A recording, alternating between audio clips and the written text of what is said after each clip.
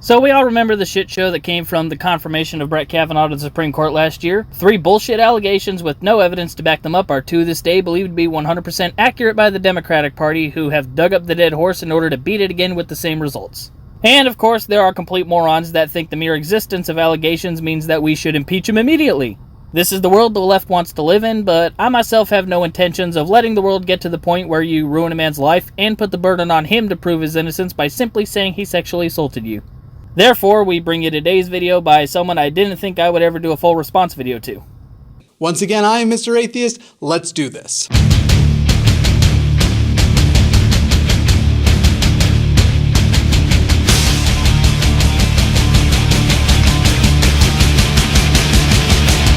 Hey everyone, and welcome back. So my wife and I follow Mr. Atheist, aka Jimmy Snow, because despite our disagreements on the existence of God, he does often show people who are legitimately harmful, such as that transformed wife video supporting marital rape, or the Make America Straight Again rally where legitimate homophobes were gathering to discuss literal capital punishment for LGBT people. Now, for things like that, I agree for the most part with Jimmy's commentary, and I saw him as someone I could respectfully disagree with. But then came along this video on his side channel about the recent Kavanaugh allegations, and I gotta say, I'm insanely disappointed. So without further ado, let's get into it. There is a new book which details more of an investigation into the accusations against Brett Kavanaugh. And the distrust I have for any journalists in the current year, especially those that beat a dead horse as dead as this one, have pretty much solidified that I will doubt every word of that book unless there's some type of substantial evidence to back it up. And let's face it, there won't be, just like last time. So a little bit from the Christine Blasey Ford, as well as this other individual who had already been reported. What other individual? The one who couldn't make up her mind on whether or not it was Kavanaugh that committed the act she was complaining about, or the one that had a history of defaming men with bullshit allegations and enlisted the help of creepy porn lawyer? Had alleged that Brett had put his genitals in her face at a party. And this book's authors wrote an article for the New York Times as kind of a piece to promote the book. And they include a new accusation that Brett Kavanaugh had exposed his genitals at a party and that those were grabbed by somebody else and placed into the hand of a woman. So someone at a party was playing hacky sack with Kavanaugh's dick and a girl caught it? All right then. The book, it sounds like, is both meant to corroborate the other stories as well bring in this new accusation to light. I would like to know what they're corroborating, considering there was literally no evidence for any of the accusations. The thing that is making this a bit more controversial than it need be is that a key detail was left out. So you're telling me a journalist at the New York Times was dishonest about a conservative? Well, imagine my shock. Before I get into that, I want to say that regarding Christine Blasey Ford, I 100% stand with Christine and believe her story and believe what she said transpired, that it actually transpired. So. And there went any hope I had of you using common sense with this case. Seriously, Jimmy, I've watched enough of your content to know you're not a dumb person, so how the hell are you dense enough to believe that woman's bullshit story? All of her witnesses denied any knowledge of the event. Over 100 classmates, including 64 women from Kavanaugh's class, signed a letter to Congress defending his honor. And the professional prosecutor the Republicans hired to question Ford even said there was nothing that she could have used to bring the case to trial because the story was flimsy at best. Are you sure this is the road you want to go down? Go off in the comments. It happens every time I mention that remotely, and it's happened on Twitter as well. Probably because that opinion is bullshit and shows that you threw logic and common sense out the window when that whole shit show happened. If you disagree, I don't really care. And normally I would be fine with that, but you're joining in with the hashtag #BelieveAllWomen crowd, and that's not something I can respect for reasons I really shouldn't have to explain. And so when the details I'm sharing right now aren't meant to try and vindicate Brett, but just share the news as it is and not shy away from key details that some people have done and may have done so dishonestly. We don't know yet the motivation. The motivation is for the same reason you think Ford was telling the truth. The refusal to acknowledge that none of the allegations are true and the need to take down a man who had the audacity to be picked by President Trump for an important job in the government. So regarding this article and regarding this new accusation of his genitals being placed into somebody's hand. Pass the genitals, the new party game that's sweeping the nation. At present, This is a report from someone who says they witnessed it. Well, if y'all saw the response I did to the liberal cousin fucker last November where he tried to use Coach Greg Schiano as an example comparable to Kavanaugh, you'll know that a single witness statement doesn't mean shit, especially when the person you claim it happened to says she knows nothing about the event in question. The key facts that were left out in this article was that the actual woman in question, she has declined, in fact, to directly give an interview and answer the question. And her friends, though we don't know which ones, we don't know who any of these people are, but her friends have apparently stated that she does not recall the incident. Kind of like how Ford's friends don't recall the party she claims was going on, but we're not going to acknowledge that. We're just going to pretend she was completely truthful and credible still. First of all, one thing we need to do is not make a jump. I agree. Let's stop jumping to the conclusion that Kavanaugh is guilty unless there's evidence to prove that he's guilty. Yeah! Because there are people already trying to make the jump that her not recalling the incident instantly means that the incident didn't happen. Doesn't mean for 100% sure that it didn't happen. No, it doesn't. Although it's still a 99.9% chance it didn't happen, but still. But on the same token, your side needs to stop saying it 100% did happen just because the accusation was simply made. If the woman who it supposedly happened to doesn't recall the event and there's nothing more than some rando that no one knows claiming that it happened, we need to treat it as the non-event that it is. From what we know about Brett Kavanaugh, I should have had the clip ready of just him going, I like beer. Brett Kavanaugh in his social life, since he was, I think it was 17 years old, maybe even younger, has been very alcohol involved. There's been a lot of alcohol in his social life. Stating that you like an alcoholic beverage doesn't automatically mean that you're an alcoholic. So, the only statement we have is through the friends that she doesn't recall it. So, case closed, leave it alone, it's a non-story, time to move on. Not a denial that it happened. This is also not saying that means it absolutely did happen. Well, thank you for actually acknowledging that at least. But the people who are trying to make the jump that the individual to whom it happened doesn't recall it, that doesn't actually void whether or not the witness who said they saw it actually did see this happen. That is true, but if he's the only supposed witness to this, has no proof beyond his word, and the alleged victim doesn't recall it, then it shouldn't even be news. I'm going to go ahead and skip over a few minutes where he discusses Ben Shapiro claiming that the accuser should be able to describe Kavanaugh's dick if he saw this happen, and I agree with Jimmy that Shapiro was talking at his ass on that, so no need for me to address it beyond this. However, full video link below if you want to see it. Getting back to this, whoever decided to omit the fact that the woman didn't recall it either made a huge mistake or at best is like guilty of incredible oversight and at worst is just a garbage journalist. Well, they are a New York Times journalist, which should answer that question easy. So I don't know which of the thing was. It doesn't help our case. What case? The case of hashtag believe all women or the case of Kavanaugh bad? I don't know if you intended this or not, but this line and several others after this give off the vibe that you want these allegations to be true, and that doesn't sit well with me.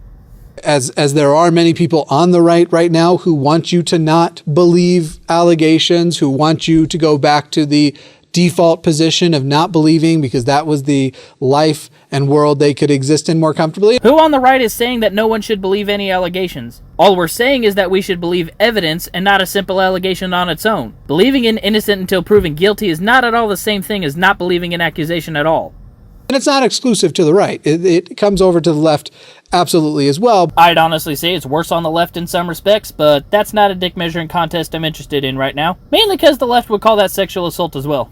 But as far as a concentrated campaign to get you to default to not believing accusations, especially when they come from the victims themselves. Seriously, dude, who the hell is saying we shouldn't believe any accusations? I've never heard that from anyone on the right, and I followed the Cavanaugh Shitshow very, very closely. If you paid any attention to what happened, the Republicans were doing more to make sure Ford's story could be heard than the Democrats were. It was nothing more than a bullshit smear campaign to delay the confirmation till after the election because the Democrats thought they would take the Senate and be able to vote no on Kavanaugh. Not because he was unfit for the job, but because Orange Man bad. Honestly, I'm willing to bet $10 that if Obama had chosen Kavanaugh, no allegations would have been made, nor would the Democrats be against him. That seems to have come mostly from one side. And we'll just forget how the other side thinks allegations alone should mean your life is destroyed, regardless of evidence. So the details that are omitted, they are apparently in the book itself, just not in the article. Though I'm still doubting the credibility of the book and the article. As I said before, I already believe Christine Blasey Ford. If the book has a lot of details that it corroborates and can factually verify for the other accounts, I think it could still be a useful book. Only to the useful idiots that believe allegations regardless of evidence. As dishonest as the media already is, how or why should we believe anything in that book? Since then, you've seen a big political fallout. You've seen several of the Democratic candidates call for the impeachment of Brett Kavanaugh. Well, of course they are. Because between their virtue signaling contests and screwing Tulsi out of a debate that she qualified for, they have to show they're all woke. And in the current year, that means calling for the destruction of the life of anyone who is accused of any sexual misconduct before even bothering to investigate. Well, unless you're a Democrat. That would be, with enough evidence and enough facts, boy, wouldn't that be interesting. About as interesting as your expression was thinking about him being impeached. Which leads me to wonder if your belief in Ford's bullshit story has more to do with Kavanaugh's politics. Maybe do it closer to the election where there's not enough time to replace and steal back that seat we had stolen from us.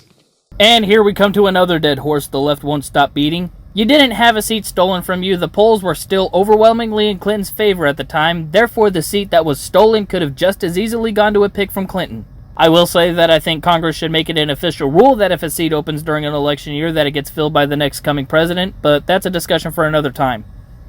Us being the Democrats, of which I am one. I think you all know that already by now. Yeah, I knew that, and I never had a problem with it aside from respectfully disagreeing on certain things. But I can't say that I'm all that thrilled about you being cucked enough to believe a bullshit allegation that had no evidence to back it up.